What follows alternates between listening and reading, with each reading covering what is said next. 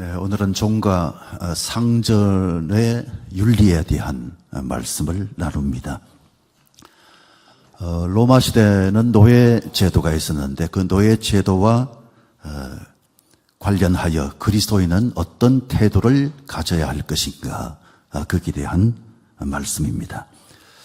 로마 제국에는 당시에 종들이 많았습니다. 그들은 주인의 재산으로 여겨졌고 법적 권리가 거의 없었습니다.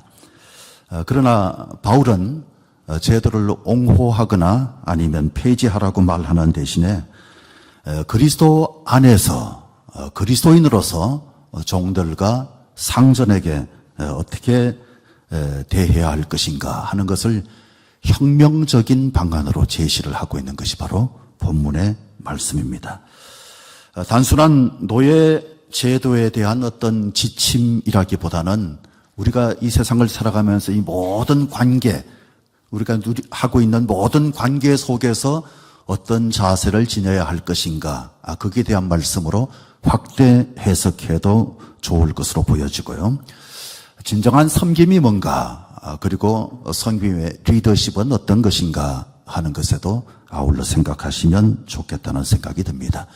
에베소서 26번째 시간, 죽게 하듯 하라. 죽게 하듯 하라. 그 제목으로 말씀을 나눕니다. 먼저 한번 좌우에 계신 분에게 오늘 죽게 하듯 하라 그랬으니까 주님처럼 생각하시면서 존경합니다. 사랑합니다.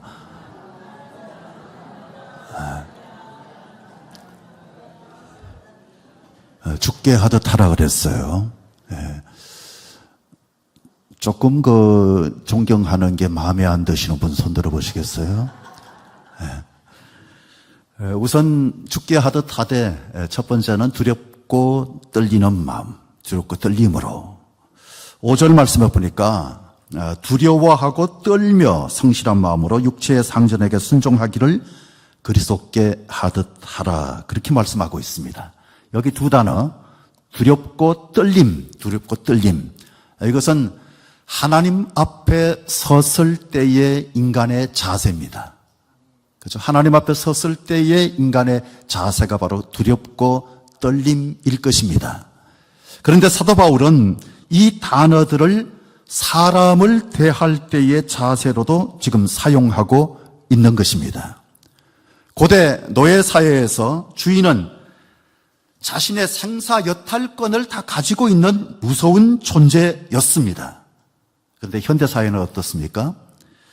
여전히 회사의 오너 앞에 서기만 하면 다리가 후들후들 떨리는 사람도 있고, 하던 일이 제대로 잘 안 되는 그런 사람도 있고, 또 종업원을 하대하는 사람도 있습니다. 스타트업 회사의 경력직으로 프로젝트 매니저로 입사한 어떤 사람, 회사에서 자기 전공하고 상관없는 업무를 맡고도 열심히 일했는데 돌아온 것은 대표의 분노, 대표가 막 화를 내고 야단치는 것이었답니다. 일을 못한다고 무시하고 많은 사람 앞에서 창피주고 대표의 감정 쓰레기통 취급을 받는 것 같아서 도저히 더 이상 붙어 있을 수 없다 그러면서 회사를 박차고 나오는 사람들도 있습니다. 갑을 관계의 문제, 이것은 아브라함 때로부터 거슬러 올라가는 겁니다. 아브라함의 여종 하갈, 아이를 낳지 못하는 주인의 아내 사례를 대신해서 자기가 임신하게 되었는데 임신한 그 순간부터 갑질을 합니다. 종이 갑질을 해요. 그래서 결국은 아들과 함께 사막으로 쫓김을 받게 되는데 천사가 구해주지 않았다면 아마 생명을 잃고 말았을 것입니다. 갑질. 마치 원초적인 본능 같은 것이 갑질인, 건절되기가 쉽지 않는 겁니다. 그런데 언제부턴가 우리 사회는 을질이 더 심각한 사회가 되고 있는 것은 아닌가, 그런 생각도 좀 드는 게 사실입니다. 이런 시대가 올 줄을 알았는지 모르겠지만 사도 바울은 상전에 관한 말씀은 딱 한 절, 종들의 태도에 대한 말씀은 한 4절 정도 되죠. 훨씬 많죠. 갑질이 분명한 얼굴을 가지고 있다면 을질 같은 경우는 온라인 커뮤니티나 SNS 이런 확성기를 등에 업고 마치 정체를 알 수 없는 괴물처럼 그렇게 보이기도 합니다. 과거에 갑이 일방적으로 강요하고 을 같은 경우는 묵묵히 견디고 손해를 보면서 지냈지만 이제는 세상이 바뀌었습니다. 약자라는 위치가 오히려 또 다른 힘이 되는 시대. 을이 갑보다가 더 큰 영향력을 행사하는 그런 시대가 아닌가 하는 생각이 들 정도입니다. 그래서 정당한 권한 행사를 한 것도 갑질이라고 그렇게 낙인 찍힐 때도 있는 그런 상황. 우리나라는 좀 노동자 천국이라고 하는 말도 많이 합니다. 그게 아닌데요. 뭐 그렇게 생각하는 사람도 있을 수 있겠지만 대체적으로 그런 평가를 하는 사람들이 많습니다. 학생과 선생의 관계도 마찬가지입니다. 과거에는 교사가 좀 갑이었습니다. 선생이 평가권, 지도권, 징계권을 가진 존재라고 한다면 학생은 배우는 입장, 규칙을 따르는 존재였습니다. 이 구조에서는 교사가 수업 운영과 생활 지도를 좀 주도했고 학생은 그 권위를 인정하면서 따르는 것이 당연하고 자연스러웠습니다. 그런데 가벌이 좀 바뀌었습니다. 학생이나 학부모가 미는 고소, 학대 신고를 무기 삼으면서 학생이 갑이 되는 듯한 그런 사회가 되고 학교가 되고 말았습니다. 학생 만족도 조사, 공개 수업 평가, 학부모 여론 등으로 학생은 요구하는 위치고 교사는 눈치 보는 위치. 교사는 눈치 보는 위치. 학생 인권은 굉장히 강화된 반면에 교사 보호가 상대적으로 좀 약한 현실에 처하기까지 했습니다. 뭔가 좀 균형이 무너진 듯한 사회. 관계의 추가 한쪽으로 쏠린 사회. 문제는 나의 위치가 어디인가라고 하는 것보다 훨씬 더 중요한 것이 태도입니다. 나의 위치보다 훨씬 더 중요한 것이 태도. 성경은 두렵고 떨림으로 죽게 하듯 하라. 어떤 위치에 있든지 간에 두렵고 떨림으로 죽게 하듯 하라. 누가 갑이고 누가 을인가 이것 따지기보다 자기가 하는 행동에 정당성이 있는가 없는가부터 따져봐야 되는 것. 그 행동에 정당성이 있는가 없는가. 성경은 분명히 말합니다. 죽게 하듯 하라. 두렵고 떨림으로 하라는 것인데 이것은 바로 서로 복종하라에서부터 시작된 말들. 상호 존중하라는 거죠. 최고의 방법일 겁니다. 자신이 사용자든 노동자든 교사든 학생이든 죽게 하듯 한다면 어떤 위치에 있든지 간에 존경받을 수 있는 것, 사랑받을 수 있는 것. 바울은 눈가림만 하지 말라고 분명하게 말하는데 6절 말씀을 보시면 눈가림만 하여 사람을 기쁘게 하는 자처럼 하지 말고 그리스도의 종들처럼, 여기 그리스도의 종들처럼 마음으로 하나님의 뜻을 행하고 그렇게 말했습니다. 먼저 눈가림만 하여라고 하는 말, 아이 서비스.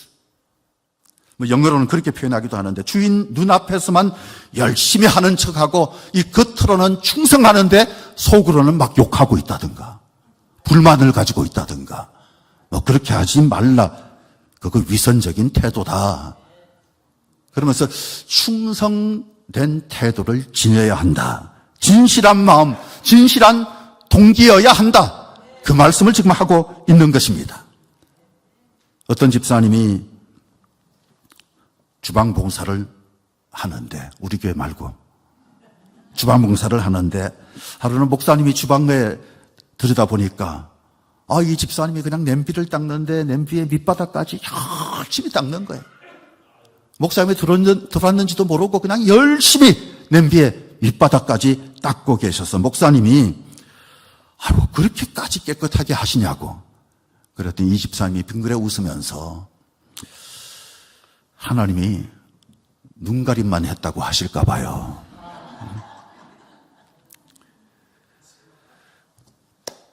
세속적인 사람들은 눈가림만 하는 경우들이 참 많습니다. 사람을 기쁘게 하려고 애를 씁니다만은 우리는 냄비의 밑바닥까지 닦는 자세여야 합니다. 냄비의 밑바닥까지. 그게 섬기는 거죠. 하나님은 어디에나 계신 하나님, 어디에서든지 보고 계시는 하나님, 보고 계시는 하나님. 바울은 그리스도의 종들처럼 마음으로 하나님의 뜻을 행하라. 종은 주인의 소유물로 여겨지던 그런 시대라고 말씀드렸습니다. 무조건 명령에 따라야만 하는 그런 위치인데 바울은 지금 그리스도의 종이라고 하는 새로운 아이덴티티, 새로운 정체성을 제시하고 있습니다. 우리는 그리스도께 속한 사람, 우리는 그리스도께 순종하는 사람, 섬기는 사람이 되어야 한다는 사실. 예수님의 섬김은 십자가까지 이어졌습니다.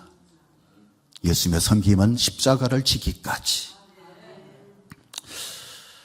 섬김이 강제나 의무는 아닙니다.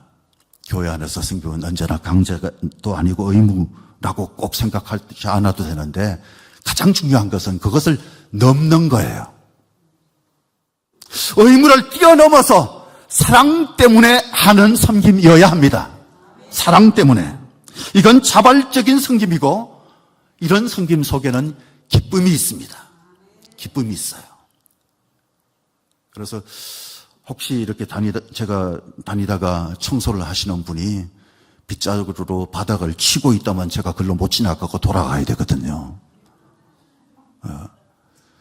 근데 빗자루를 그러는 분을 한 번도 본 적이 없어요. 우리 교회에서 청소해 주신 분들은 정말 존경합니다. 할렐루야. 존경합니다. 교회 나오신 지 얼마 안 되는 분이 토요일마다 나오셔서 식당을 바닥까지 테이블 하나하나까지 다 닦고 계신 분이 계시더라고요. 누군지는 제가 말씀드리지 않겠습니다. 매주마다 그렇게 열심히 해주시는 게 KBS, MBC, SBS에서 다 보도가 되는데 여러분들 못 들으셨어요? 네. 저에게 들려지는 방송사는 모두가 다 그걸 보도하더라고요. 너무 아름답다고. 너무 아름답다고. 삶의 전 영역이 다 하나님의 주권 아래에 있습니다. 하나님은 어디에서나 모든 것을 다 보고 계시는 하나님. 직장에서도 자기 역할을 잘 하는 게 중요합니다. 직업은 보케이션이라고 말하잖아요. 이건 라틴어 보카티오라고 하는 말에서 온 것인데 부름, 소명, 콜링 그런 말입니다. 그렇다면 사소하거나 단순한 것은 없습니다. 하찮은 것이 있을 수가 없습니다.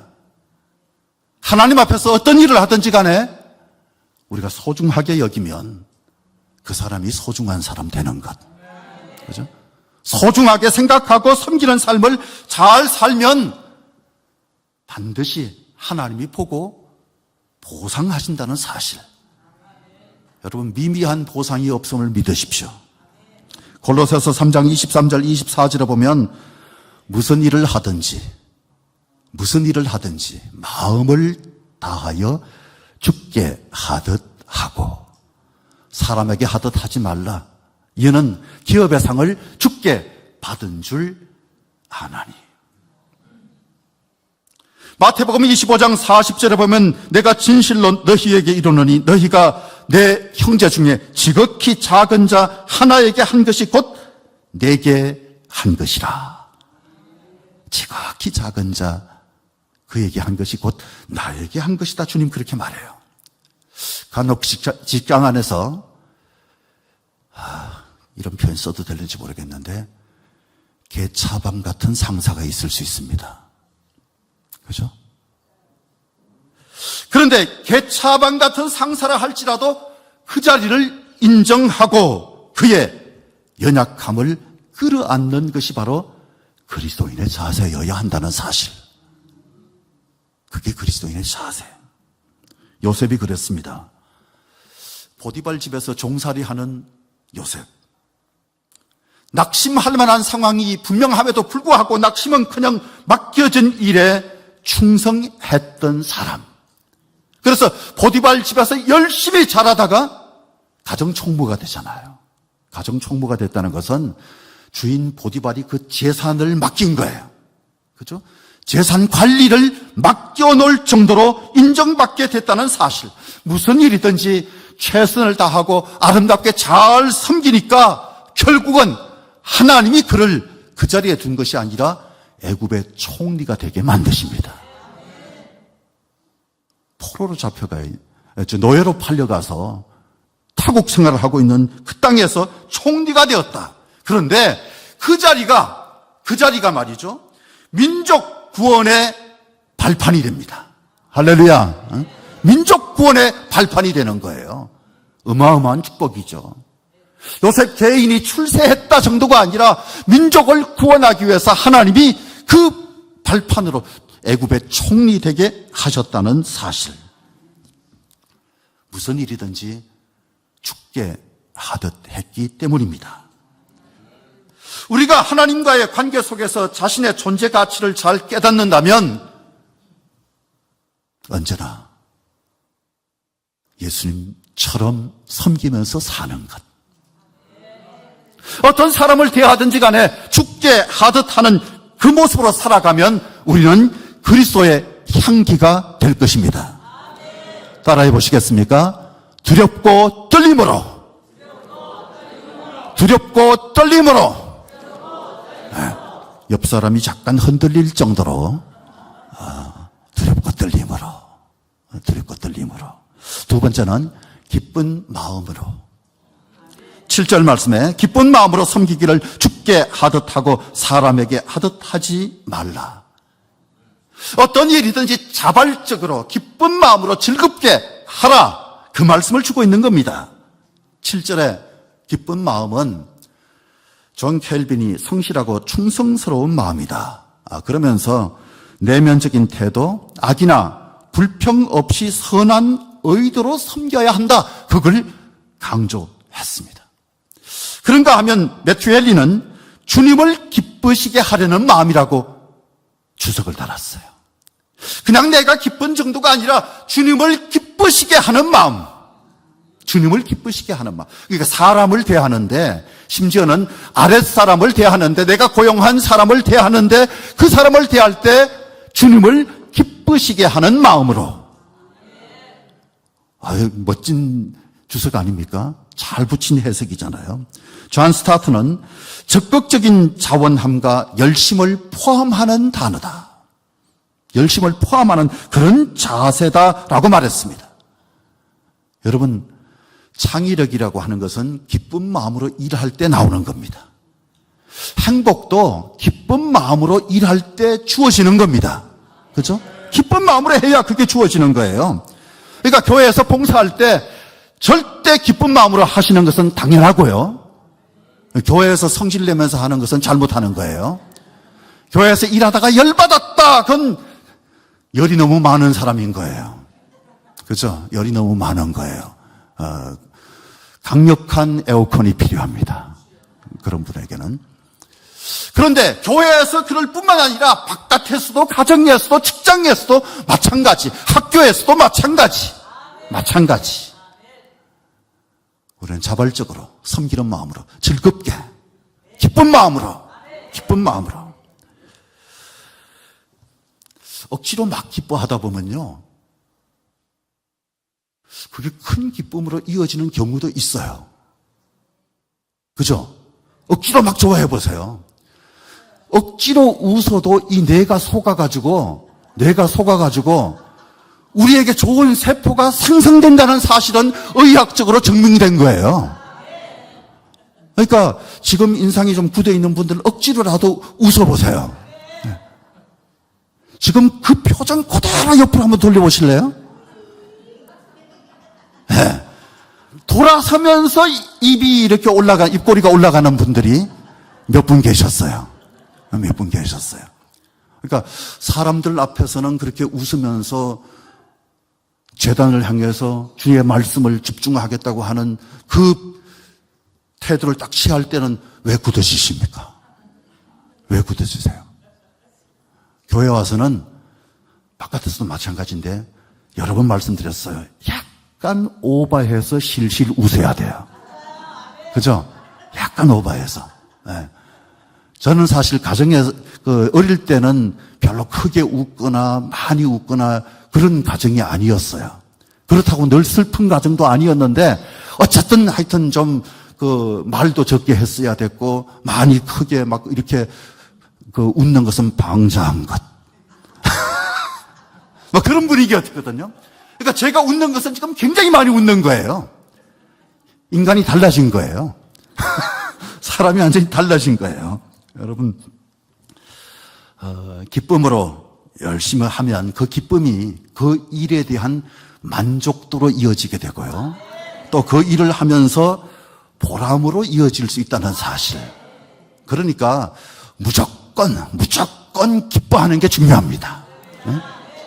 예수 믿고 난 다음에 변화가 일어나는 게 뭡니까? 막 외롭고 두렵고 떨리고 힘들고 고달프고 뭐 그러던 것이 예수님 때문에 날아갈 것 같은 마음으로 바뀌어지는 것, 그게 구원이거든요. 우리의 죄짐, 무거운 것을 다 내려놓게 만드신 분이 바로 예수님이잖아요. 죄짐을 내려놓은 사람이 그렇게 무거운 표정으로 지내는 것은 잘못된 것. 절대 지옥에서 출장 나온 사람 같은 표정은 지으면 안 되는 거예요. 절대 그건 곤란한 거예요. 조셉 캠벨이라고 하는 사람이 신화 연구가인데 신화의 힘이라고 하는 책에서 천복이라고 하는 용어를 썼습니다. 천복. 그야말로 하늘이 주신 복이다, 그런 의미인데 정확한 의미는요, 그 일을 할 때 느끼는 행복감. 그 일을 할 때 느끼는 행복감. 이건 영어로는 블리스라고 하는 말인데 이건 천상의 행복, 더 없는 행복. 그죠? 지복이라고도 하고요. 충만한 행복. 이 복은 내가 하고 싶은 일을 할 때 누리는 거예요. 그죠? 내가 하고 싶은 일을 할 때 누리는 거예요. 그러니까 봉사하고 이런 것들을 지금 하고 싶어서 하면서 천복을 못 누린다면 잘못된 거예요. 그건 억지로 하고 있다는 뜻이 될 수 있는 거거든요. 여러분, 우리가 꼭 천복을 누릴 수 있기를 바랍니다. 누구나 천복을 누려야 되는 것. 그런데 조셉이 말한 이 천복을 우리는 소명이라고 부릅니다. 소명이라고 불러요. 하나님이 이 일을 위해서 나를 부르셨다. 하나님이 이 일을 위해서 나를 세우셨다라고 생각하면서 소명감을 가지고 일하는 것. 여러분, 우리가 소명감을 가지고 살아가는데 그 일이 성취되면 최고의 행복감을 누리게 되는 겁니다. 진짜 행복한 게 어떤 것인지를 맛보게 될 텐데 그 행복은 자기가 정말 하고 싶은 일이다, 그거 아닙니까? 그럴 때 기쁨이 솟구치는 것. 앞으로 교회에서 봉사할 때는 내가 지금 하고 싶은 일을 하고 있는 거다. 오늘 주방에 보니까 설거지하는 사람이 너무 적네. 사실은 하기 싫은데 사람들이 자꾸 나를 한 번씩 이렇게 보는 것 같으네. 나보고 들어가라고. 그래가지고 들어가면 접시 깰 가능성이 높으니까 언제나 내가 하고 싶은 일을 한다. 여러분, 설거지하면서 좀 노래 소리도 나오고 이러면 그 가정이 잘 돌아가는 가정이잖아요. 그죠? 설거지하면서 막 콧노래를 한다 그러면 그 집은 행복한 집이에요. 설거지하는 소리가 크게 들리는 집은 뭔가 문제가 있어요. 뭔가 설거지하면서 좀 소리가 크다. 이거 마음속에 뭔가 불만이 있는 거예요. 막 때려 부시는 거거든요.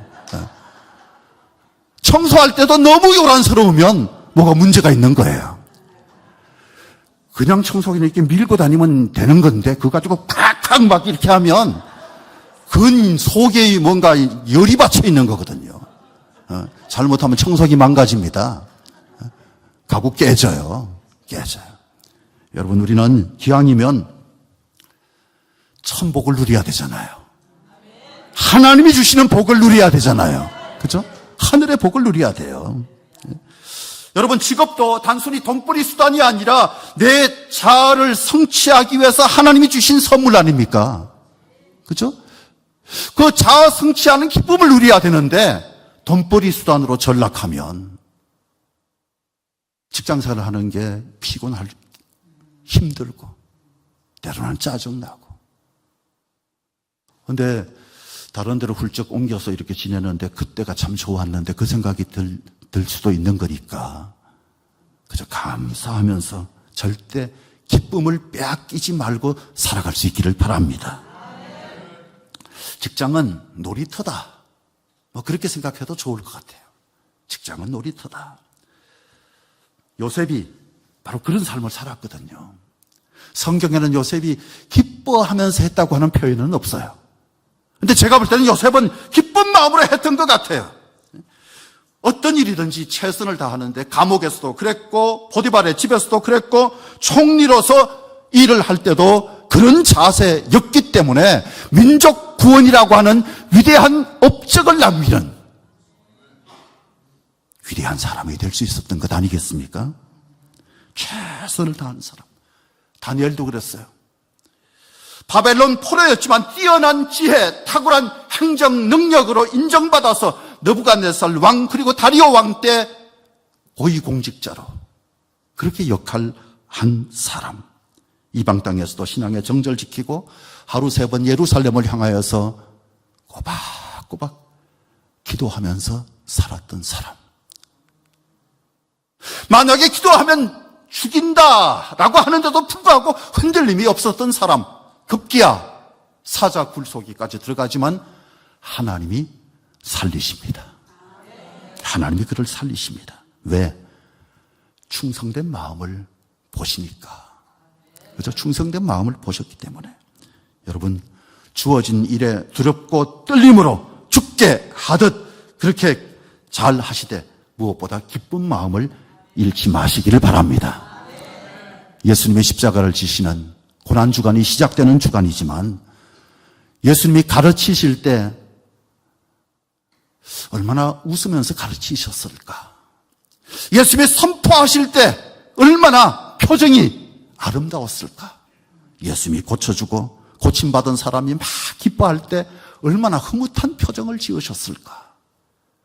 예수님의 십자가 지기까지 고통스럽긴 했지만 다 이루었다 선포하시는 예수님의 가상치른 그 말씀을 하실 때 예수님의 표정은 성취했다고 하는 만족감이 있지 않았겠습니까? 성취했다고 하는 만족감이 있었을 거예요. 십자가도 기꺼이 지시고 그 길을 기꺼이 걸어가신 분이 바로 우리 예수님. 한번 따라해 보십시다. 따라합니다. 기쁜 마음으로 기왕이면 기쁜 마음으로 반드시. 마지막으로 상급을 기대하며 8절 말씀. 이는 각 사람이 무슨 선을 행하든지 종이나 자유인이나 주께로부터 그대로 받을 줄을 압니다. 여러분, 상급은 하나님의 약속입니다. 히브리서 11장 6절에 믿음이 없이는 하나님을 기쁘시게 하지 못하나니 하나님께 나아가는 자는 반드시 그가 계신 것과 또한 그가 자기를 찾는 자들에게 상 주시는 이심을 믿어야 할지니라. 누가복음 6장 35절. 오직 너희는 원수를 사랑하고 선대하며 아무것도 바라지 말고 구워주라. 그리하면 너희 상이 클 것이요 또 지극히 높으신 이의 아들이 되리니. 고린도전서 3장 8절. 각각 자기가 일한 대로 자기의 상을 받으리라. 반드시 상급이 있다는 사실 기억하십시오.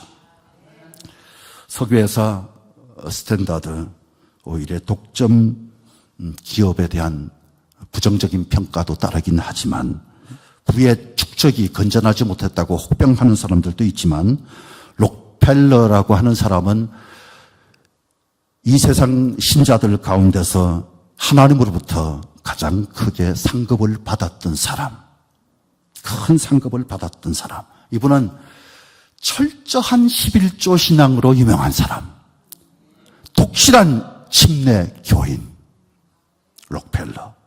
회사에 11조 계산하는 그 담당 부서에만 직원이 20명이었습니다. 11조 계산하는 직원만 20명이었어요. 아직도 감을 못 잡고 계신 분이 계신 것 같은데.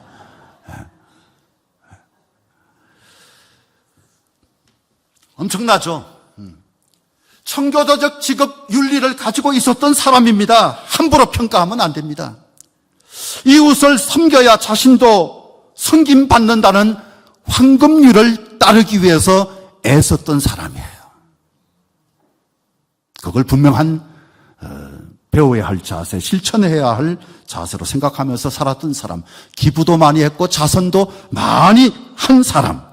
그래서 사진을 보여드릴게요. 미국의 세계적으로 유명한 명문 시카고 대학. 저게 대학이에요. 저 대학을 설립했을 뿐만 아니라 12개의 종합대학을 세웠습니다. 또 그 다음 사진 보여드릴 텐데 뉴욕 허드슨 강변에 세계에서 가장 아름다운 교회 리버사이드 처치. 리버사이드 처치. 저걸 지었을 뿐만 아니라 교회를 5,000개 세우신 분입니다.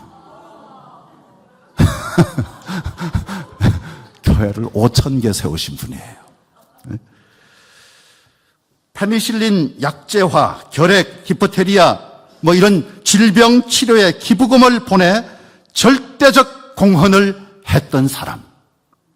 1920년대 말에 경제공황, 세계적인 공황이었잖아요. 그거 해소하기 위해서 1928년에 착공했던 다음 사진, 록펠러 센터. 저 센터를 처음에 생각했던 것보다 경제가 잘 돌아가게 하기 위해서 점점 더 높이 지었어요. 계획보다 더 높이 세웠다고 합니다. 그리고 그 다음 사진은 유엔 본부의 사진인데, 다음 사진은 저 유엔 본부가 들어선 저 땅, 저 어마어마한 땅이잖아요. 22,000평 그 땅을 기부한 사람이 록펠러입니다. 기부한 사람이. 모르겠어요. 뉴욕의 수도료 가스료는 공짜다. 그런 얘기도 있는데 확인하기가 좀 쉽지는 않더라고요. 제가 뉴욕에 안 살아봐서 확인은 할 수가 없는데 하여튼 록펠러가 다 내주기 때문에 공짜라는 거예요. 이건 확인이 안 된 거니까 나중에 절대 저에게 와서 따지지 마시기 바랍니다. 함부로 깎아내릴 사람이 아닙니다. 정말 하나님을 사랑하고 최선을 다해서 어떤 일을 하든지 죽게 하듯 하는 그 자세를 가지고 분명한 신앙 자세를 가졌기 때문에 하나님이 축복해 주신 사람, 하나님이 큰 상급을 주신 사람. 여러분, 성경은 모든 사람에게 죽게 하듯 하라고 말씀하고 있습니다. 두렵고 떨림으로 기쁜 마음으로 상급을 기대하며 죽게 하듯 잘하여서 착하고 충성된 종이라고 하나님의 인정받고 큰 상급을 꼭 누리는 저와 여러분이 될 수 있기를 주의 이름으로 축복합니다.